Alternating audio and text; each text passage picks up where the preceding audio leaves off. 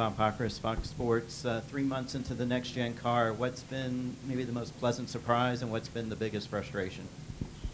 I'll start with the biggest frustration. I think passing traffic. This car is worse in traffic than the previous car. I feel like all the underbody stuff is not at all what we anticipated it to be. Cars drive fine. They're good. The pleasant part of it is they drive good by themselves when you have full air. But if what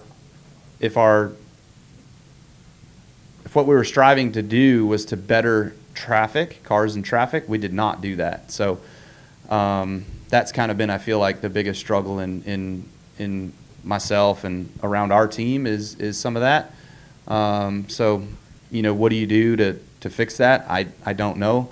I think there's a Martinsville test in the next week or two, and I've been highly politicking to just take all the underbody off and let us go make a couple runs with that and see what we can figure out with that. Would also save the team owners a heck of a lot of money if we just trashed all those components and went on without them from here on out. Wouldn't hurt my feelings.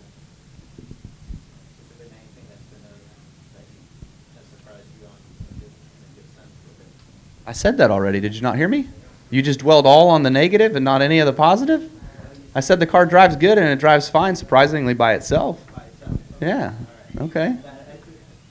Yeah. That part went over my head. In one ear, out the other. I got it.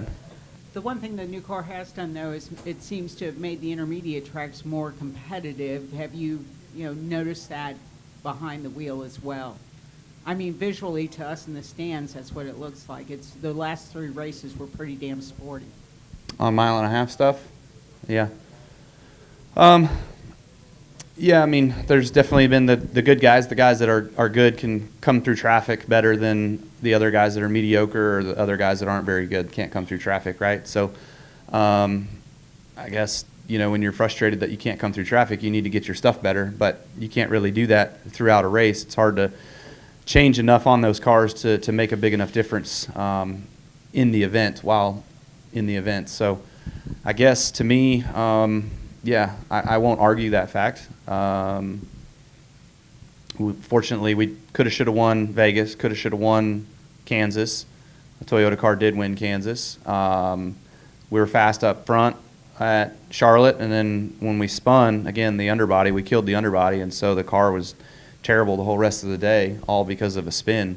And so I don't know that that's spinning while leading, battling for the lead, to stay in the lead in order to be able to have a potential to win a stage. Like people would say, well, why didn't you just concede the position?